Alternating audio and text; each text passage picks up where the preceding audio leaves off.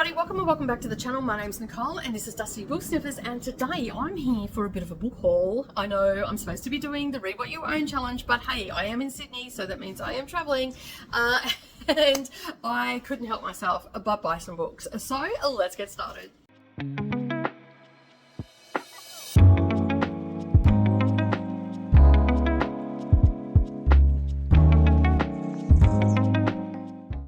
Good morning or good evening, everybody, and welcome back to the channel. Thank you for taking some time out of your day and spending it with me while I tell you and show you what some of the books that I have got so far on my trip. All right, so we had a big booktube meet up here in Sydney that I've come down for, and I'm here with Saluna and Jess Kiwi and the Reading Wren. We're all sharing a Airbnb, and spreading the costs out and all the rest of it. But we met up with a whole heap of other Aussie content creators, and we met up in Sydney. We've had a day where we had dinner and lunch, and we did some diamond painting and book recommendations and all the things. And the book recommendations video, that will be a bit different.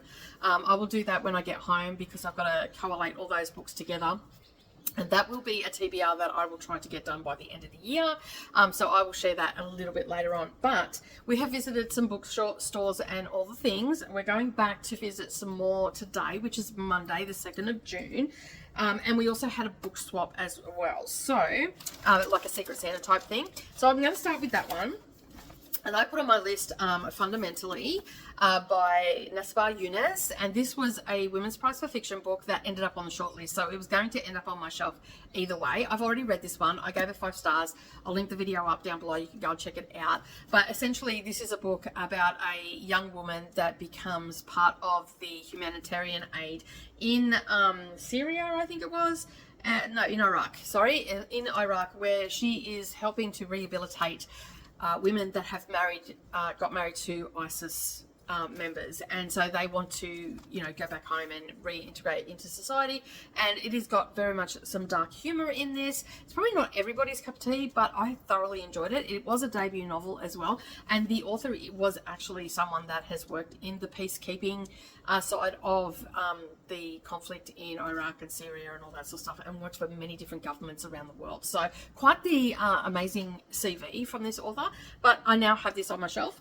So thank you to whoever gifted this to me, because it was a secret, and I'm super happy that I have it because I was going to be purchasing it anyway, but I got it as a gift. And part of that gift, I also got a little bookmark, purple in colour, which actually matches the book really well. So I have that, and this is by Books Are the Quietest and Most Constant Friends, and it's by Ben B. Crafts. I believe is, I don't know where the little cover is from it, but I got that with it, and I also got this bookmark as well. So I'm super excited about that. I've got those. I love bookmarks. I've got my little jar of bookmarks.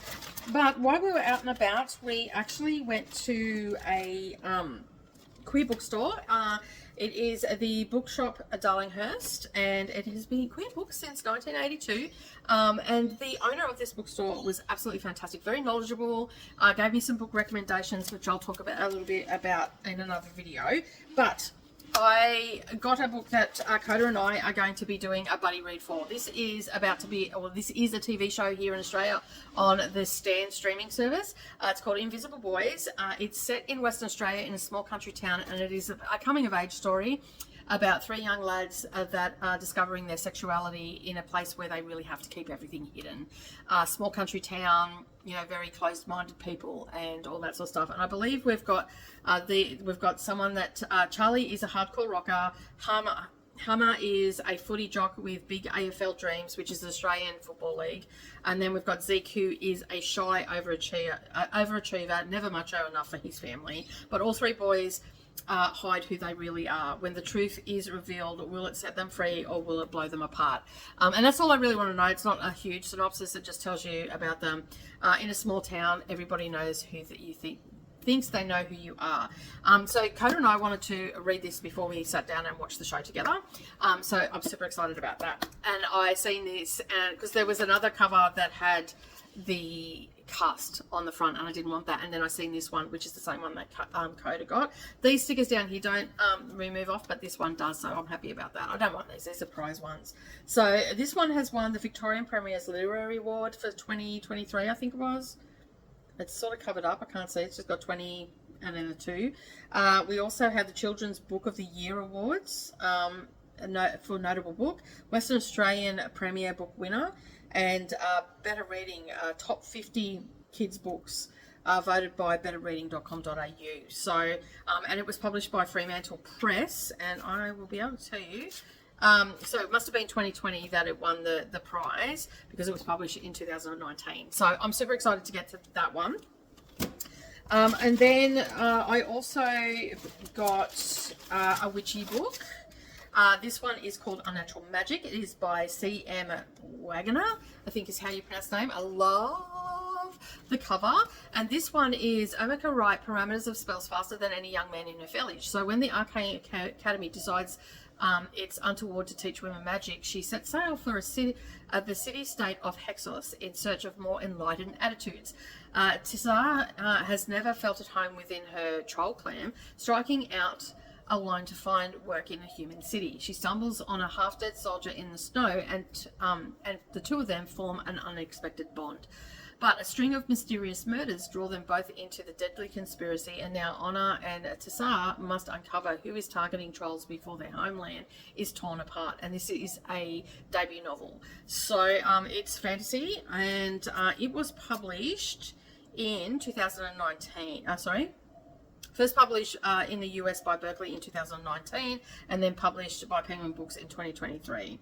So, yeah. So that one is, like I seen that, I put it down, I picked it up, I put it down, picked it up, and I'm like, yeah, I have to have that. Another one that I put down, picked up, because I was trying to be on a budget and not blow, my budget and all the rest of it, is Sarah Waters and Affinity. So I picked this one up because this one is from the dark heart of a Victorian prison.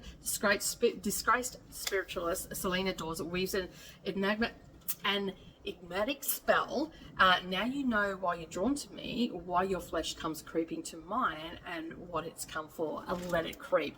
And Wren from the Reading Wren purchased this for me as a gift, so that was really sweet of her, and I'm so excited that I now have this on my shelf. And I think I might actually get Wren to write in the front of it, because it was a gift from them. And yeah, so it's sexy, spooky, and stylish. It's a wonderful book. I've first come across Sarah Waters a couple of years ago with the book Fingersmith. It came in the Bookgrocer box, and that's the first. And I've got several other books by Sarah Waters on my bookshelf. So I'm now excited to have this one as well. And we are going back to that bookshop today, so I may end up getting a few more books. Another one that I got is by an Australian author. This one I applied for on NetGalley, and I got rejected for it. So, and when I seen it, I ummed and ahed about this one as well. So it's a little bit more than I would normally spend on a book. It was $34, but I really was excited to read it when I applied for it, and then I got rejected, and I was very, very disappointed. So this one is set in Newcastle here in New South Wales in 1972. So a little bit about the book. It is the first love of a teenage girl is a powerful thing, particularly when the object of your desire is her best friend, also a girl. It's the kind of power that could implode a family, a friendship, a life. On a quiet summer night in Newcastle in 1972, a choice must be made to act upon these desires or to suppress them, to live an openly queer life or try desperately not to. Over the following 3 decades, 2 lives almost intersect in pivotal moments, the distance between them at times drawing so thin they nearly collide. Against the backdrop of an era including Australia's first Mardi Gras and the AIDS pandemic, we see these 2 lives ebb and flow with joy and grief, a loss and desire, until at last they come together in the most beautiful and surprising of ways. It's called A Language of Limbs by Dylan Hardcastle. So I've already started reading this. I'm only on page 1 because every time I tried to read it, I've been really tired because we've been out and about. So I'm super excited to get to this one. This will be one that I'll be reading in the next couple of weeks. So it will be making an appearance in the next couple of weeks after I'm finished it. So I will give you a better idea of what I've got going on with that. And of course, we did do a little diamond painting bookmark, which is super cute as well. So I've got that there. But that is my book haul so far from Sydney. As I said, today, which is Monday, the 2nd of June, excuse me, we will be going book shopping again. Today we're going back to the Queer Bookshop, which will be our first stop. I think we're doing Dimmicks, and then we're going to another bookshop that we went to the other day, and for the life of me I cannot remember the name of it, so I will get some footage of that and insert that into the video so you know what shop I'm talking about. So I no doubt will have a couple of more books to share with you by the end of the day, and so in the meantime I'm going to shoot you off to a clip, and when we come back we'll see what books I got while we were out on our adventures.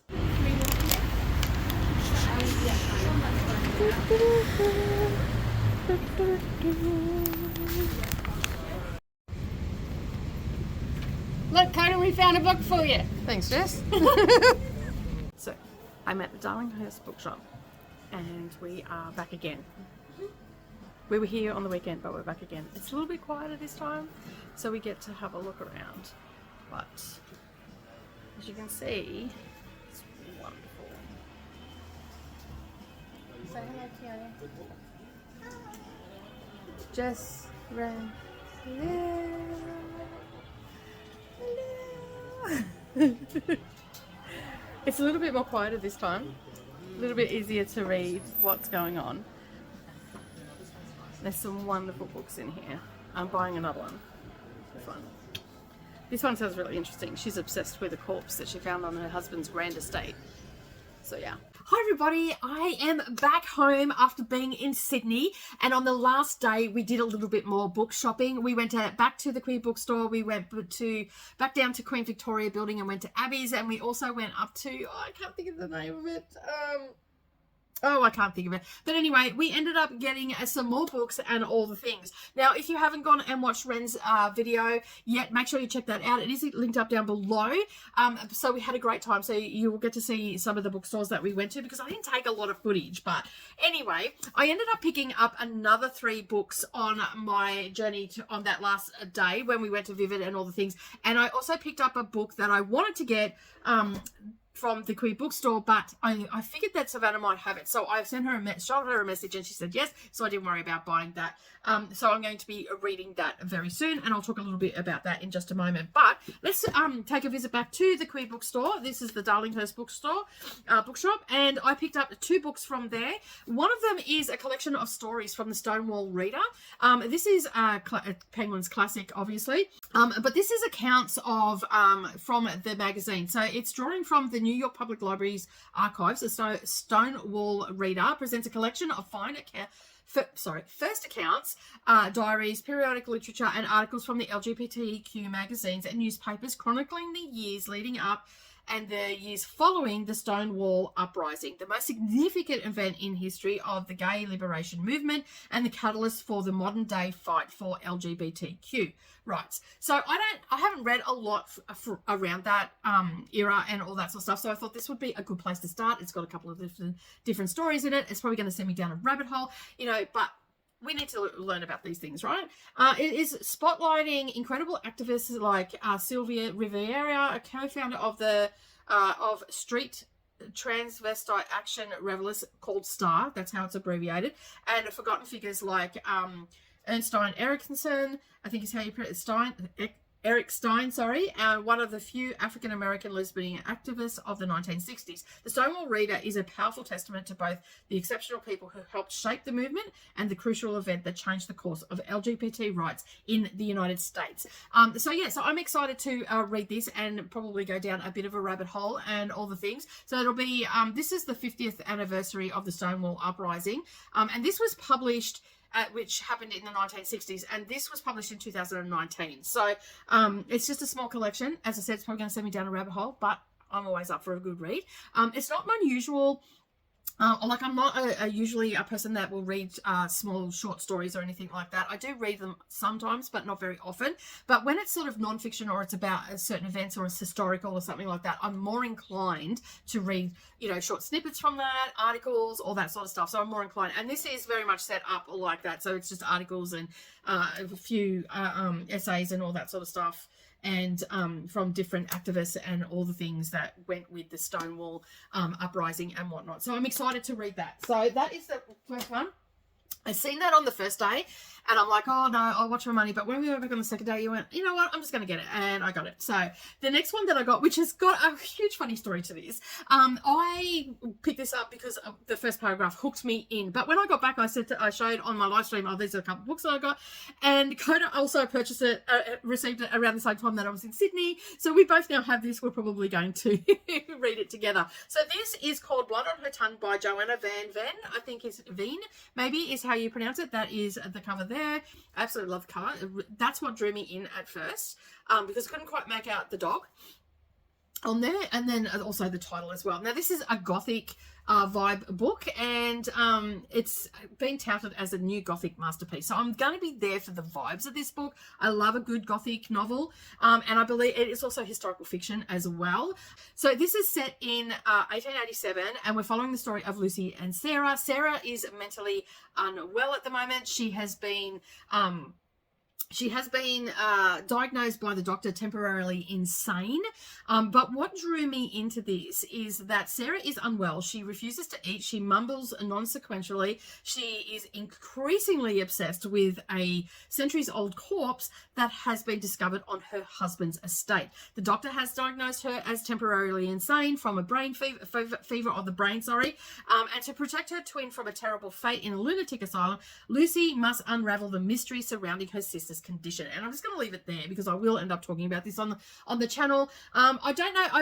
I'm going to go out on a limb and say Coda and I will probably read this together because we both had the book. And I just think it's hilarious that I seen it in a bookstore, not on my radar at all, and Coda come across it from MJ on reading This Life, who talked about it, who got it in a book box, I believe, and said it was a really good book. So I'm excited to read it and can't wait to get to it. There's a mystery, there's something dark happening, obsession with a corpse. I'm there for it. So there's those two. Those are the last books that I got from the Queer Bookshop. And the last one I got that I'm going to show you today for this book haul is Pretty Little Dead Things by Gary Mahanum. It is touted as a disturbing read by Christopher Fowler, and this I believe is part of a series. So this is what the cover looks like. I picked this up for $5 on the specials table. Gotta love a good bargain, right? And this is following Thomas Usher. He has a terrible gift. And as I said, I believe it's part of a series. I also believe you can read them standalone, but don't quote me on that. I will have a much better idea once I have read the book. And it is following Thomas Usher.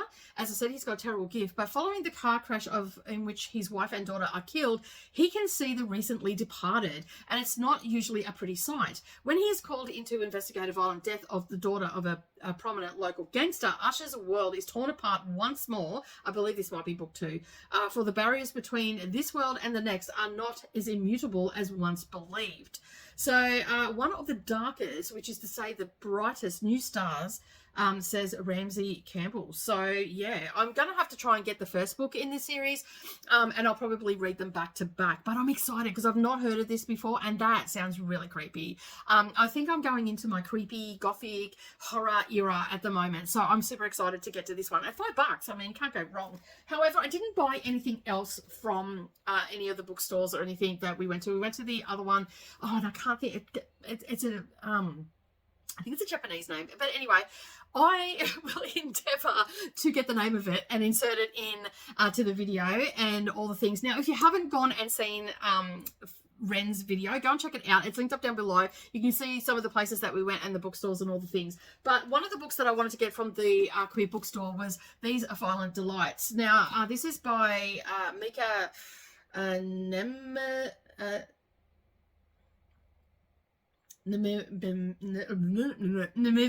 I think is how you pronounce it. Anyway, I'm so bad with it. I have seen this a few times getting around. I believe this was on NetGalley and Coda got rejected for it. I did not apply for it. I cannot remember applying for it. I may have, but it looked really good. And then I remembered that Savannah might have had it on her shelf or was thinking about getting it. So if she was thinking about getting it, I was going to grab it for her. But it turns out that she had it on her shelf. She got this from QBD Books for $27.99. And this is set in the early 1970s in Pittsburgh. So I don't really want to go into too much detail of it, but Mika, the author, studied art history and queer history at the University of Connecticut, where he wrote his MA thesis on gender anxiety in the art of Weimar Republic. He is a prolific home chef and an avid amateur historian of queer cinema. Nice. His fiction and poetry can be found in Slice magazine and the Carolina Quarterly. He lives in the Pacific Northwest. So I'm excited to read this author. So let's find out what the book is about. I just know that I've wanted to read this for a while. I think I've heard a couple of people talk about it, but I switched off because I didn't want to get too spoiled for it. But basically, Paul's gone to Pittsburgh University in the 1970s with the hope of getting over the death of his father. It's supposed to be he's supposed to be sensitive and insecure, and he is sort of just isolating, and he's being alone. So I don't want to go too far into this, but Paul sees Julian, and he is sort of trying to get a friendship and all that together. So I'm going to leave it at that. I'm planning on reading this pretty soon, so you'll get to hear all about it on it. But this is an acquirement from my other library, Savannah's. So I always include that in a haul as well. So, but that is it for my haul today. Basically, if you like any of these books, let me know in the comments down below. Have you read any of them? Give them a yay or nay from you. Don't give me any spoilers though. But while you're here, don't forget to hit that like button and hit the subscribe button and subscribe to the channel, so that way you're not going to miss out on any future uploads, especially when I'm talking about some of the books that I got in this book haul. And as always, have a fantastic day. Keep turning those pages, and I'll see you in the next video. Bye for now.